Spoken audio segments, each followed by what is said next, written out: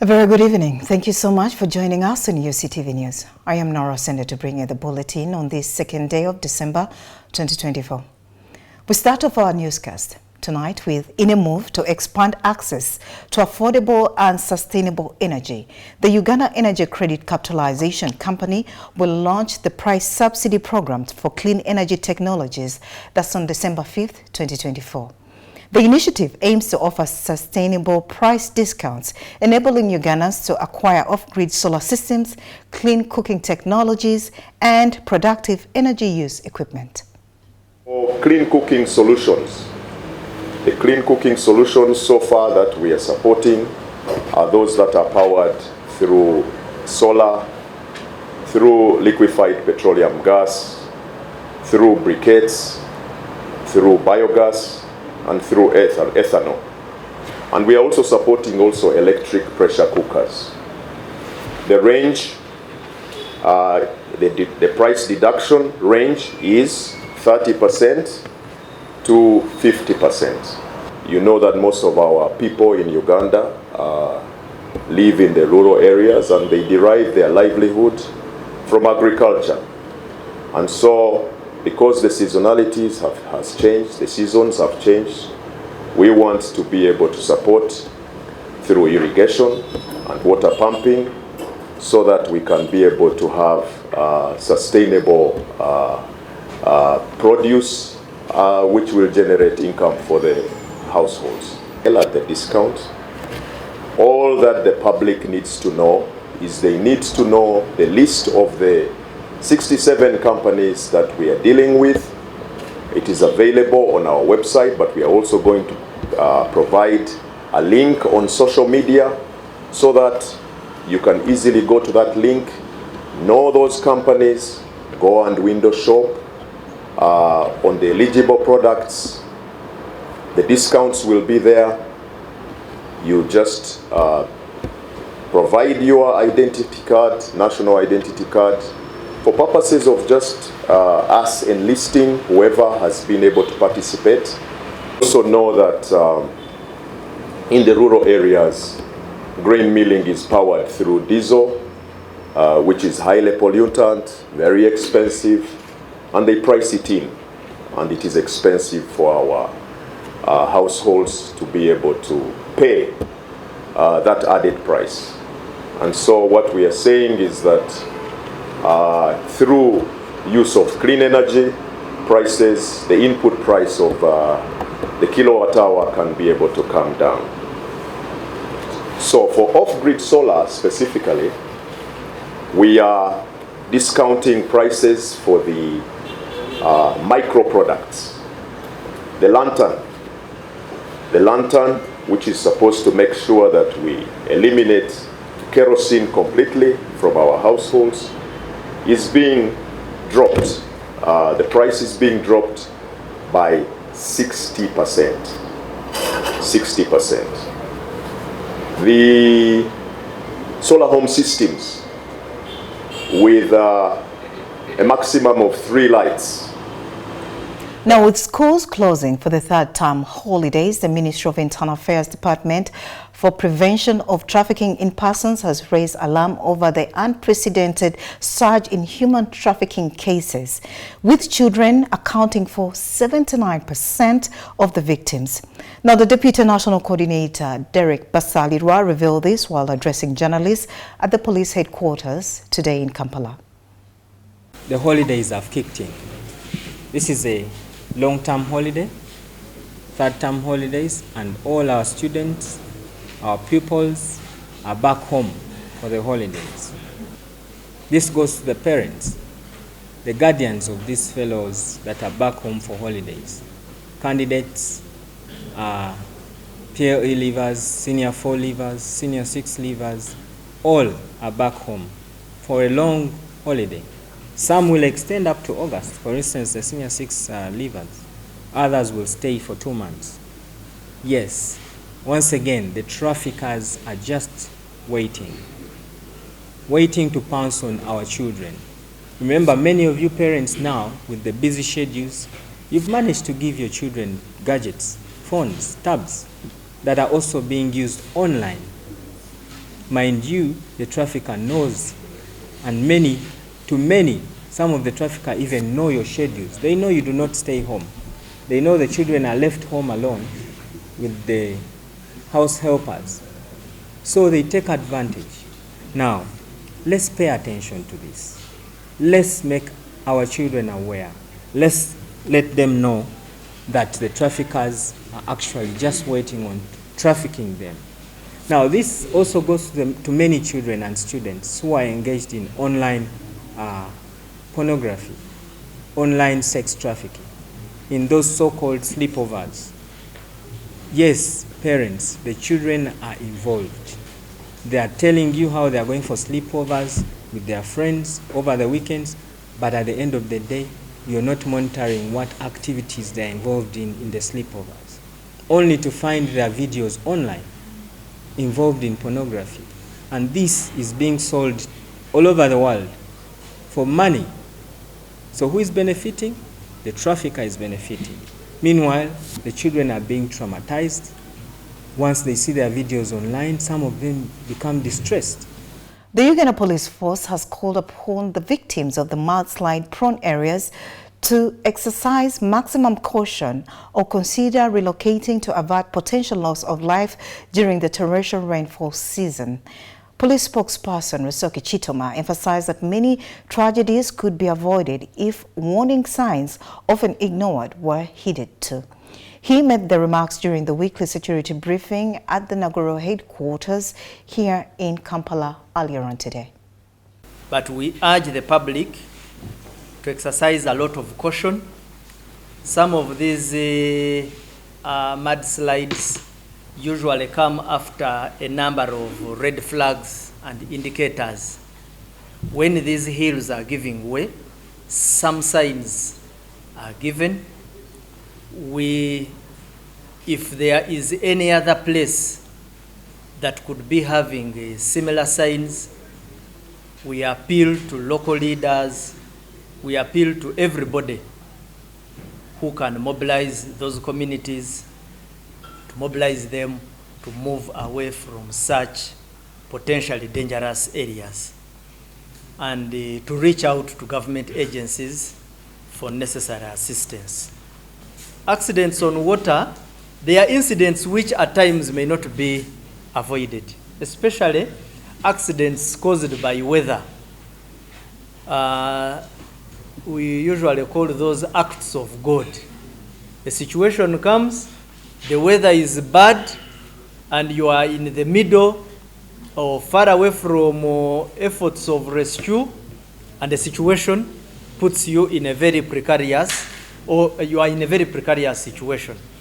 But what we advise people most is you should have safety gear. Secondly, the boats should be waterworthy. The Forum for Democratic Change has called on Ugandans to plant more trees as a proactive measure to combat climate change, which has caused widespread devastation across the country. Recent landslides in Bulambuli district resulting in loss of lives and property underscore the urgency of this appeal. Now, the party spokesperson, John Chikonyogo, made the remarks at the party headquarters in Najanankumbi. That we should have some permanent solutions so that we don't make it as a statistic every year. The last year, 500 died. This year, 100 are dying. We must have some permanent solutions in these areas. All of us know, because of disasters in Kasese, what have you done in those 10 years also? All of us know there will be some disasters in Erigon region, year in, year out. What are you doing about it? So we must have serious civic education in that area. And this one should be done by people of substance, like bishops, sheikhs, serious political leaders, people who are respected in those areas. For us, we propose as FDC that first, we need civic education.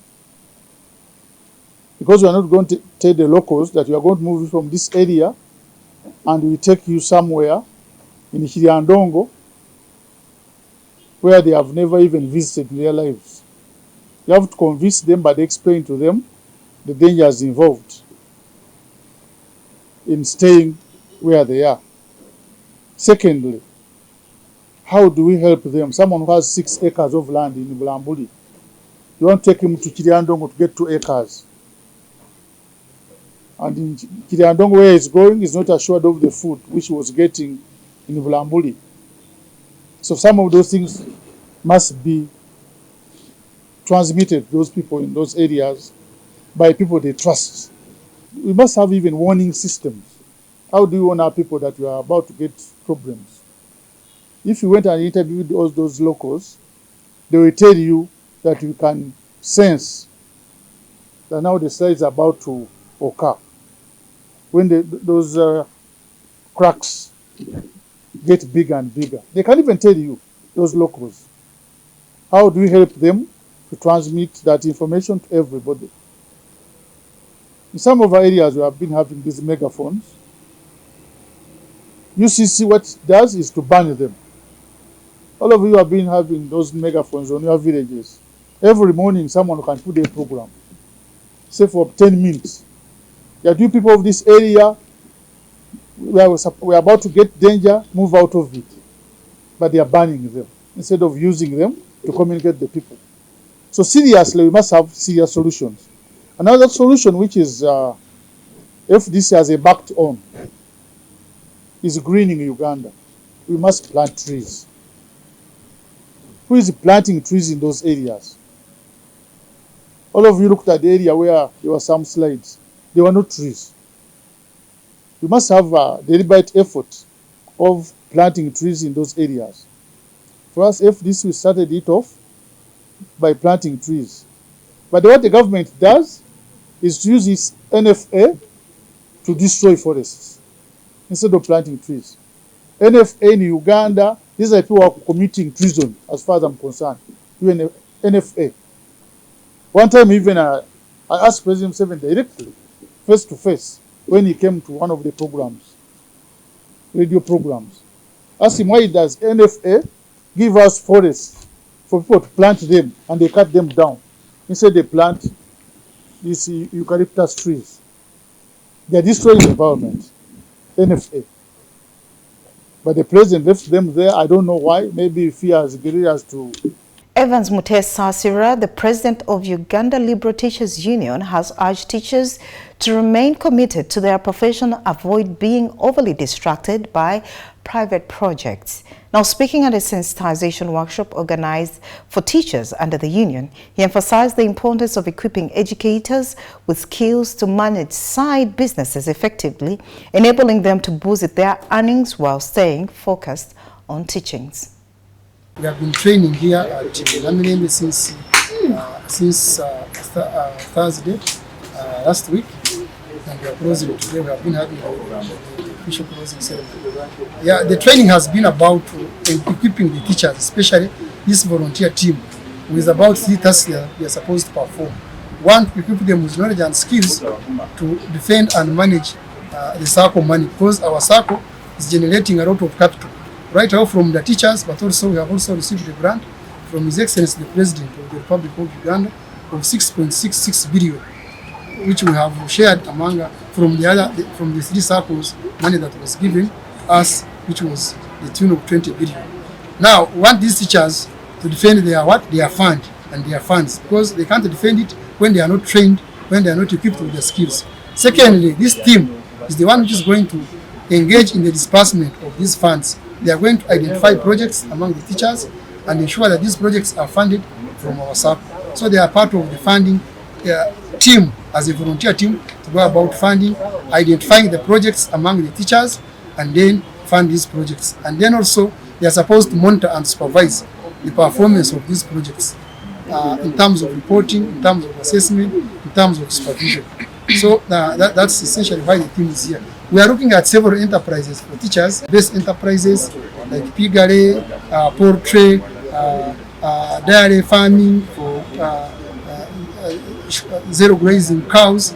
We also look at other items like crop husbandry, growing coffee, cereals, among others. So we want these projects to be a source of income for the teachers, but also a source of security, which we are going to use to give the money to these teachers. You either have a project proposal or you have a project which is running, and we shall fund right away from the proposal to ensure that the project is developed, it creates income, then there is also money to pay back to the pool, our circle. I think that is essentially why we have been here. We have also equipped them with smartphones. We want these teachers to go and monitor these projects. We are also monitoring them. So we use these phones to monitor how they are performing. We have WhatsApp platforms where each member is on such platforms.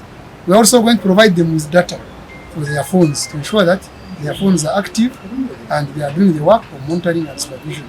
But also in terms of developing other ideas which are going to help our circle to grow, but also the projects of the teachers.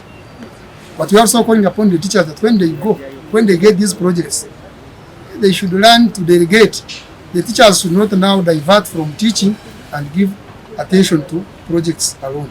The projects can remain at home, they generate income, they also help to reduce on the financial stress that the teachers have been having. But they should also be very, very effective teachers because of the support we have given them.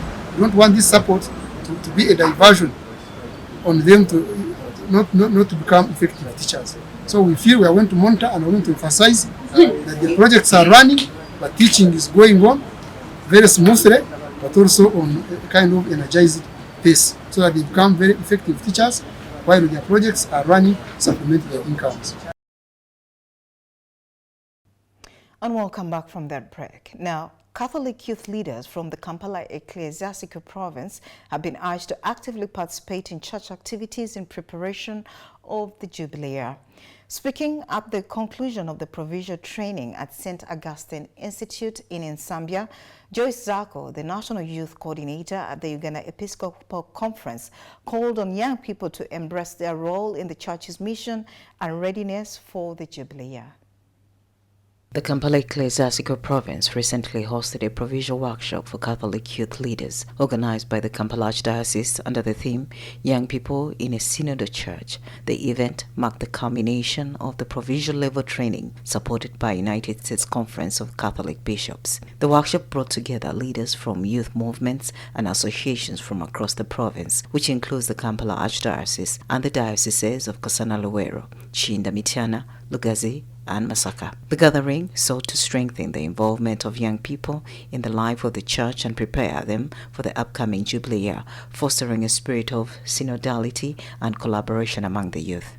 Joyce Zako, the National Youth Coordinator at the Uganda Episcopal Conference, emphasized the training was rooted in the apostolic exhortation Christus Vivit, a document by the Holy Pope Francis addressing young people and the entire church. According to Zako, the training aimed to equip youth leaders to actively engage their peers and to share the message of hope. Our idea basically is, one, to make young people to feel involved. All this training has a basis on the Christus Vivit, Christ is alive. And if you look at the different themes the Holy Father has given for the young people, right from Christus Vivit into the different World Youth Days that we have celebrated, it's all about giving hope for the young people. So telling the young people that Christ actually is alive in them. And if you have something in you, what do? You give it out.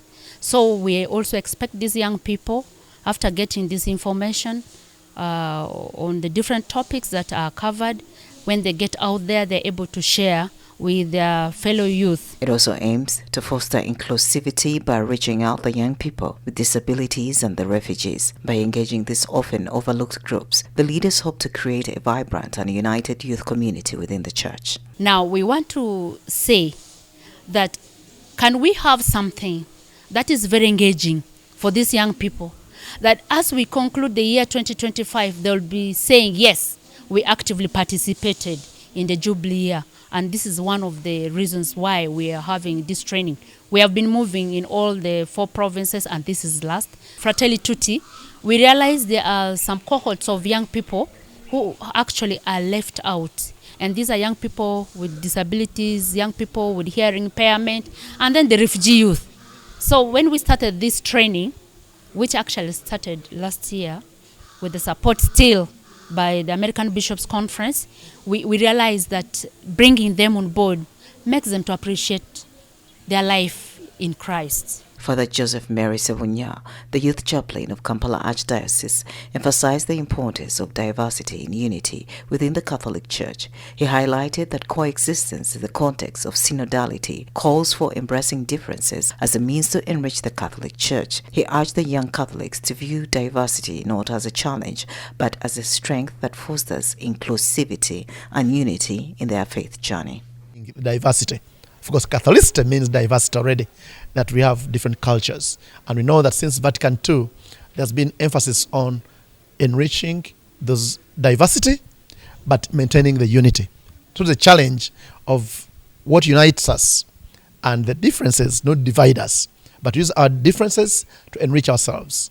He also highlighted the importance of harmonious coexistence within the Catholic Church diversity, posing the critical question of how then do we coexist. The church is it's one of the freest and diverse community. You can have people having religious movements. We have representatives of the Charismatic Renewal, Legion of Mary, YCS, Young Christian Workers, Zavelians, even ministries for the deaf, different ministries are all here and to express this diversity. And so our point has been, how do we coexist? And we are looking at the path of synodality, which means synodality means we walk together. So how do we journey together in this perspective, in this context of diversity? And we've got the answer from the Holy Father's documents and expressions. Said, we have that encounter, we go out of ourselves, be ready to encounter others like we've done today. Several youth leaders shared their reflections on the workshop. Many highlighted their optimism about implementing the knowledge gained and sharing it with their peers in the respective communities. At least I was very, very happy as a leader. At least I can know the gap between me and the people I'm leading. It's not all about being just a leader, but I have to remember that I'm a servant of the Lord among the youth. So it's better to put a good communication skills, listen to them, even to put a good rapport among the youth so that we can work together. And we've also had time to interact with leaders from different dioceses that make up Kampala Ecclesiastical Province Youth Apostolate. That is Jinda, Mitiana, Kampala, Luwero, and Masaka. That has been so good, and it has really enabled us to learn from each other. Most of you are fond of saying the Catholic Church is very rigged. We don't cope up with change, but today we've learned a lot, and we've realized that there is a lot of transition in the Catholic Church. He guided us that at least at the end of the day, we need to bring all the youth together to have that sense of coming together and make a dialogue, so that at least each and every person who has a challenge, who has ABCD problems, we come together and we solve them as brothers and sisters, and we live together. Father Yaya Zachary, a lecturer at the University of Kisubi, underscored the importance of the youth apostolate in nurturing leadership rooted in Christ's principles. He, however, highlighted the challenges posed by technology, which has increasingly scattered and distracted young people from their faith and mission. Youth apostolate is very important and useful in that it is apostolate of the young people themselves together, using the scriptures, following Christ, so that they know what they are. They are to be guided by the principles Christ has set for them, so that they don't get lost.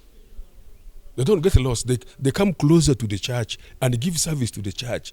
They don't waste their energy just like that.